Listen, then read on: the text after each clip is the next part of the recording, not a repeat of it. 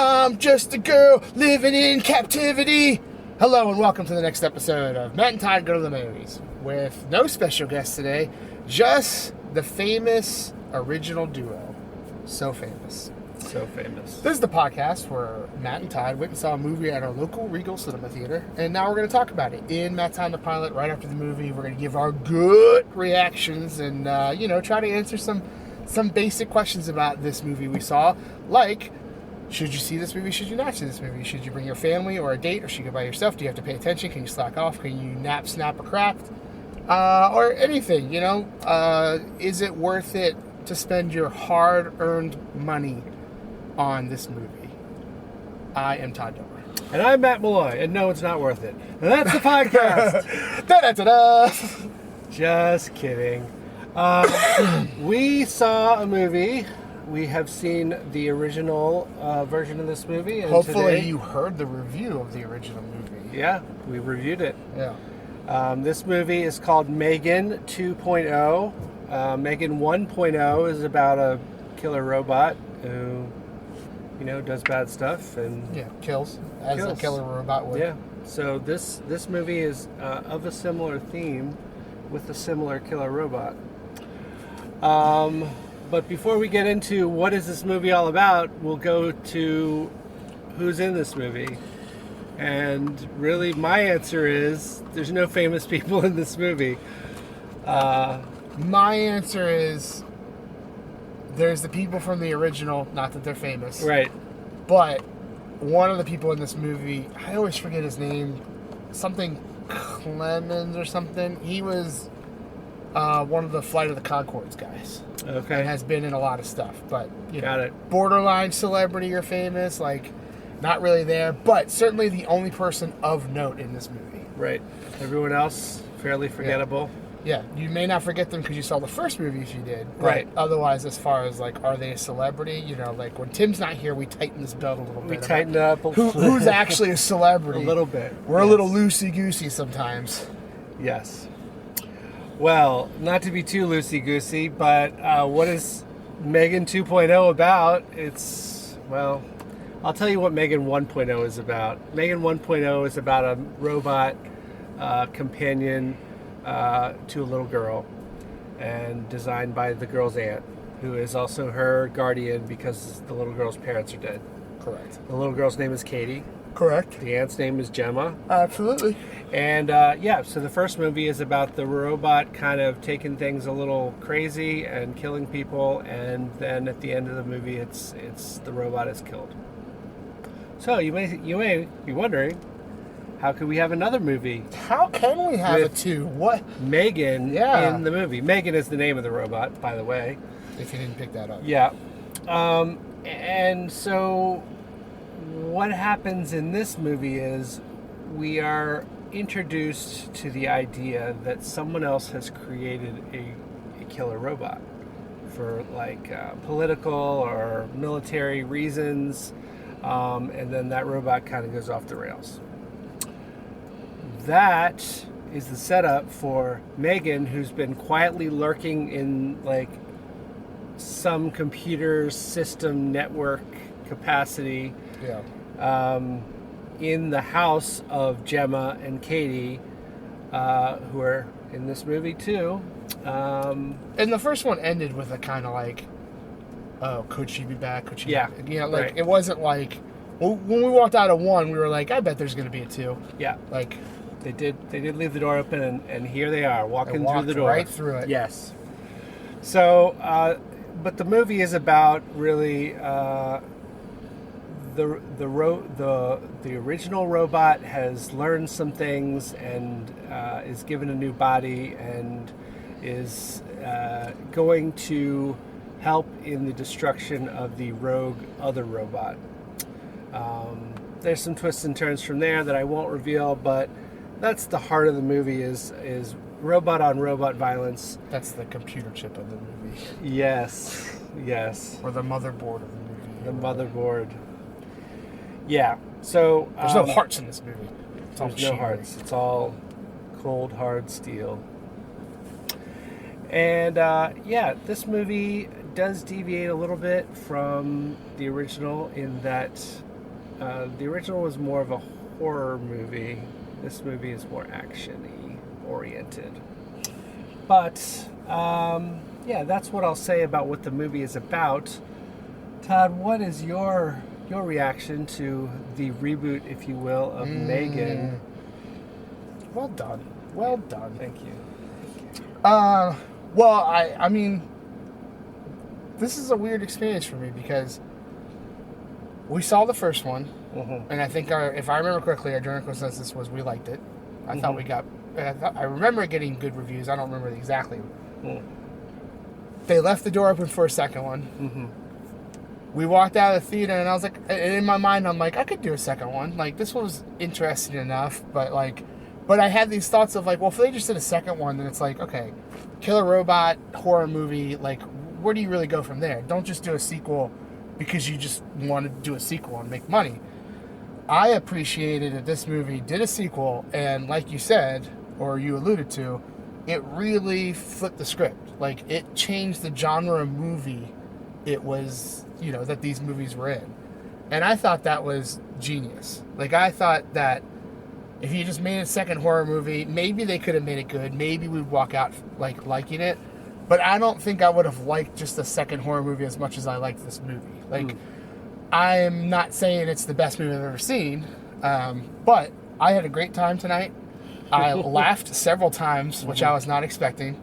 I forgot the sassiness of M3Gan from the first movie. Yeah. So it was nice to see that amped up a little bit. Like, that was, like, some of the enjoyable parts were, like, sassy robot, like, not knowing anything, learning stuff. And this one, I think, expanded on that of, here we have this AI who's been learning more over the last couple of years and kind of sleeking in the background that no one knows about. So that showed, and when her character finally does present itself, that really showed, I thought, that, like, it really was, like, it's M3Gan, but it felt different, too.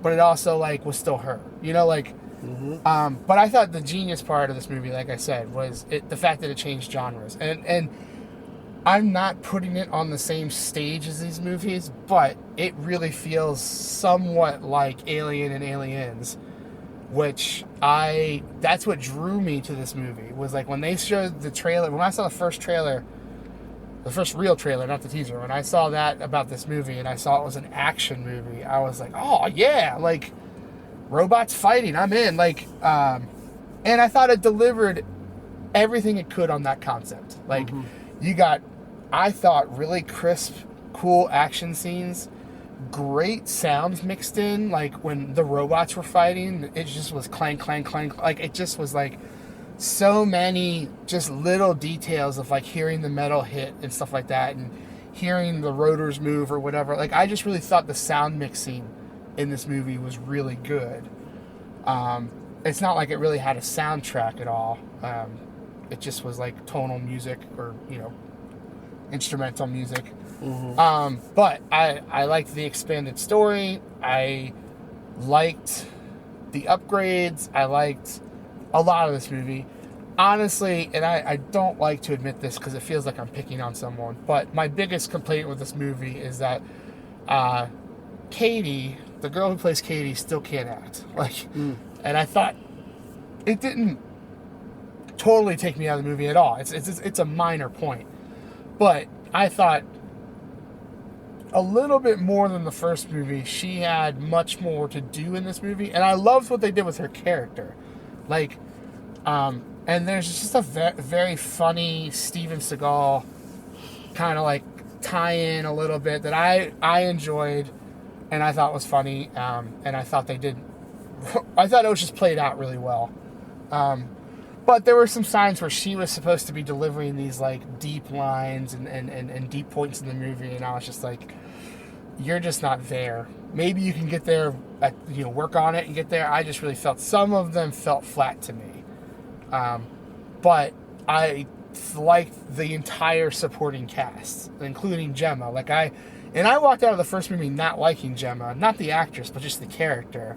And there's some of that in this movie, but then it's like things get turned on their head, and I came out of this movie with a more appreciation of her as a character, and I thought the actress did really well. I thought many things were called on her in this movie, like between carrying the scenes of like being the lead actor and all this kind of stuff, but then also doing action scenes and doing like, you know, having conversations with a robot and like, you know, just playing it off like it was natural and good. Like, I just felt that was really good. And like I said, all the side characters I thought did well. The person who kind of turns out to be the main bad person, I thought I really enjoyed their character, but I can't talk about it too much because I don't want to ruin it. Because I thought that the twisty turns in this movie were really good. Like, and a couple of twisty turns that I just never saw coming. Which I always enjoy that. Like, I'm like, yeah, you got me. Great. The only other negative that I really hit home for this movie, and it bothered me a lot, like, if this wasn't a minor inconvenience to me, is that so she lives in this house that is also kind of like her lab or whatever. And they go out of their way several times in this movie to point out how she does not have money, her company is not successful. And they bring up the fact, like, several times, including an investigation from, like, the FBI, or, like, how do you afford this thing? Your books don't sell. And the question's never answered. Mm-hmm. And that really bothered me because they brought it up so many times. And I really thought it was going to play into the story, something was going to happen. I think there's a deleted scene explaining something that we just never saw. But the fact that it was like a major part of the storyline and they never came back to it is so bad writing to me. Like, don't establish something if you're not going to see it through or reference it again. It just dropped into thin air. Like, and I didn't like that. That's a big blemish on this movie. It's not going to hurt my rating crazily, but that's a big blemish to me. Like, when the credits were rolling, I was like, come on, where's the money coming from? Mm-hmm. I think you're supposed to make that leap yourself and be like, well, it was Megan doing all that, but you're not really led to believe that at all. You just have to make that connection yourself. But overall, I enjoyed this movie. I think if you saw the first one and you liked it, this one for sure is a great follow-up. I thought come out, unless you're a true horror fan. If you're a true horror fan, you don't like action movies, this one's not for you, I don't think. But everyone else, if you like the first one, and honestly, even if you didn't see the first one, I think you can see this movie. It does well enough, I think, to establish what happened in the first one that I think you could get by. I mean, obviously, I think the full experience is watching 1 and 2 because they're worth it and they're good. But I think you could see this movie. So I'm going to land on, I think these movies that know exactly what they are and they don't swing for a home run. They're swinging for a conservative, like, you know, double. You know what I'm saying? Like, they're not like, they know exactly what they're doing. They know I'm not a home run hitter, but I'm going to get on base. I'm going to stretch it to a double. And I feel like that's exactly what this movie did. It knew exactly what it was every step of the way. It knew exactly what it wanted to do. It knew exactly how funny it wanted to be and what the humor was. I mean, it was on point in a lot of these areas. And honestly, in today's day and age, especially since, I don't know, the last 2 movies we reviewed, I know I gave bad scores too. I just appreciated that this movie stayed in the sweet spot, I thought, the entire movie. And at no point I was like, wrap this up or whatever. I was enjoying myself, like, which I feel like just doesn't happen a lot for movies for me. I was just along for the ride and happy to be there. Matt? Well, interesting. While you were talking, I looked up the our scores from the original Megan. I hate this because now I'm going to be like proven wrong. Like, did I hate it? I thought I liked it. Did not hate it. You liked it. Okay. You gave it a 3.5. Nice. Right. I gave it a 2. Oh, I don't remember you not liking it. Wasn't that I think I just I thought it was a little too much. So we may fall in similar places today, but we'll see. So things that I really liked about this movie, as you talked about, there was just a couple of like absurd, over the top, funny things that made me laugh out loud as well. Those were great. There was a couple of them. I won't spoil them for you, but just really kind of fun touches to scenes that they were well executed. I also really liked the call out of Xerox Park as a computer person in my day job, and I guess in my life. There was a Xerox PARC in Palo Alto, California that a lot of innovations came out of, including the computer mouse and some other things. And they don't call it Xerox PARC, they call it Xeron PARC or something like that. But you know what they're saying. I mean, like, but yeah, for me they it was don't shy away. Yeah, great. I see where you're going with this. So that was fun. A couple of well executed deaths in this movie that I enjoyed, as I always do.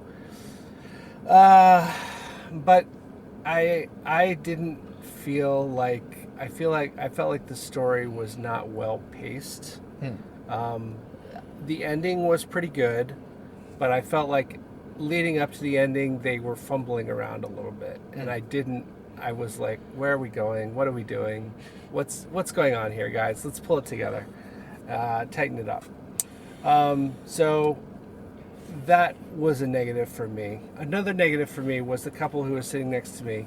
That Todd, I almost said something to them. I would have backed you up. I would have been right there. I almost said something to them because they were talking normal voices next to me. I kept getting confused because I would hear something out of my right ear, but then I also had a couple back into the left of me. Yeah. And it would be like, I'd be like, are they really being loud? And then all of a sudden someone would talk over here, and I'm like, yeah, gosh, everyone just shut the hell up. Like, right. It was a noisy theater today. Yeah. I think my thought was people were not as engaged and willing to have a conversation during the entire movie. But anyway, so I didn't hate the movie. I thought it could have been much tighter. I do like robots fighting.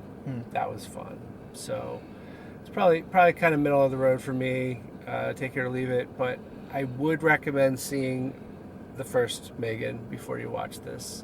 If you're feeling like you're in for a double feature, go ahead and execute that, because you will enjoy this movie better. Yeah. You'll get all the callbacks to the first movie, and the connections will come a little easier. But honestly, both movies are not super long. Like, no, and we're talking 2 hours, I think, for both of them. Like, yeah, which in this day and age is fantastic. It is nice to get a little bit of sweet candy for a short period of time and move on with life. So anyway, that's me. I was ambivalent to the movie overall. Fair. Yeah.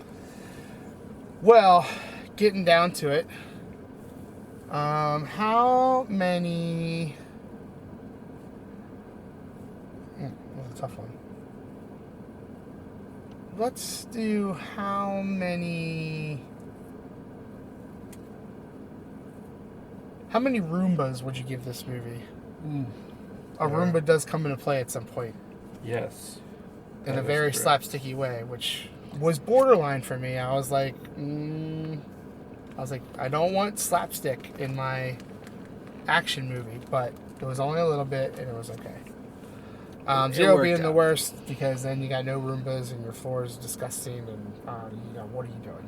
5, you got a Roomba robot army just cleaning your house 24/7. Yeah. Only the floor, because that's all they can do. But right. Maybe technology will make, maybe there'll be like little Roomba humanoid wall droids that can, if a Roomba could get up and wash my dishes, boom, you got a sale right there. Yeah. Get off the floor and do something real. Nice. Matt? Well, I'm going to give this 2.4 Roombas out of 5. Look at there. Just slightly below average, but I didn't have a bad time. I didn't have a good time, but there were some fun times. Yeah.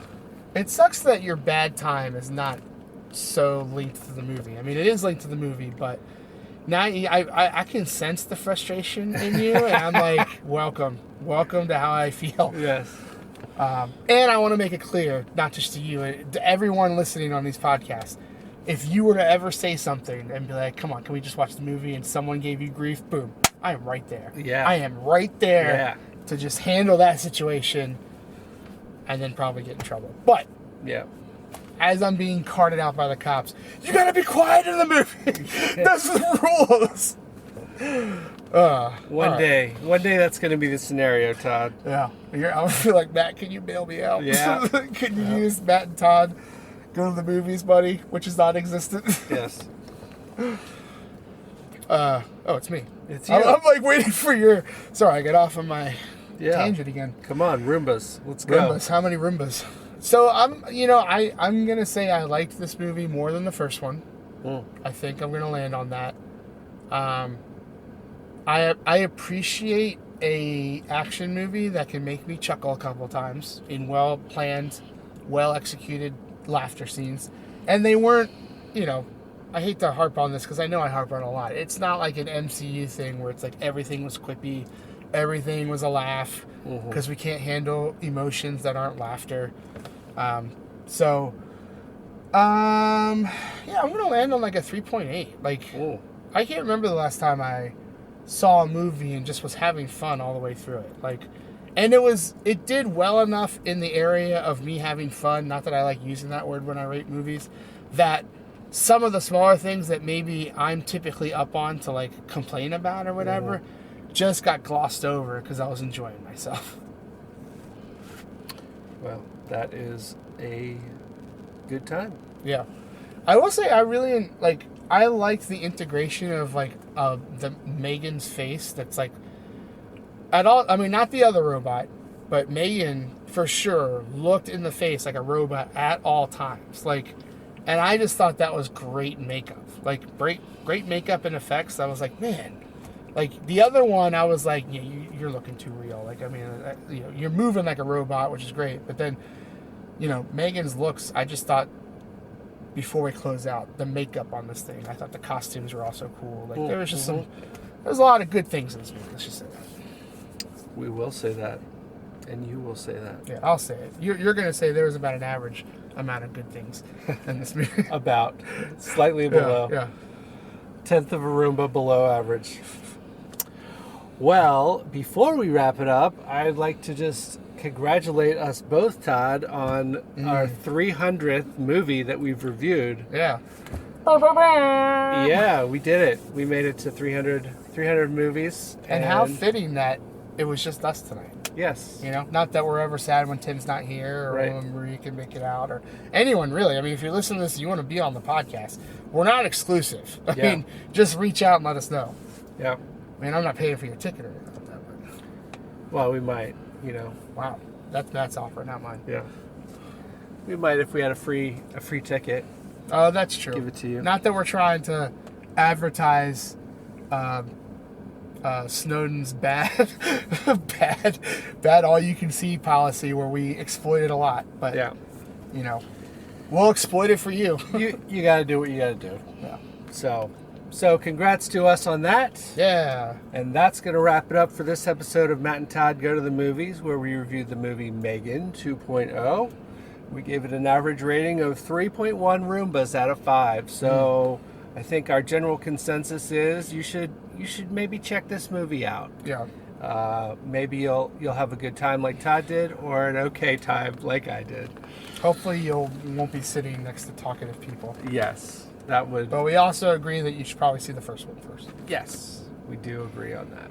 So, thank you, listeners, for listening to. If you've listened to all 300 episodes, drop us a line. Let us know that you've been in it for the whole time. I would also and I hate to open ourselves up to this, but I would like honest feedback. I mean, like, from like the first episode to where we are now. Yeah. Do you like what we do? Like, I'm assuming we do have a loyal following. It's not massive, but it's like, we have a loyal following. So I assume people like what we do. It's not just family members, I don't think, listening. But I don't think so. I would like some honest feedback. Like, is there something that we don't do that we did at some point that you're like, man, bring that back? Or are you tired of me singing? Do I need to create a new entrance? No, intro? Don't, Todd. Matt overruled you if that's how you feel. So if that's how you feel, maybe. Keep listening to the podcast. We're not changing that. Yeah. Would you like to hear us review places that we eat in a gut reaction secondary podcast? Matt and Todd go out to eat. Yeah. Well, anyway, yes. Reach out if you've listened to all 300 episodes. That would be awesome to know. If you've listened to all 300 and you live in the area, I would love to have you on the podcast. Yeah, for sure. Yeah. We'd love to buy you a McDonald's cheeseburger. Even. Well played. Yeah.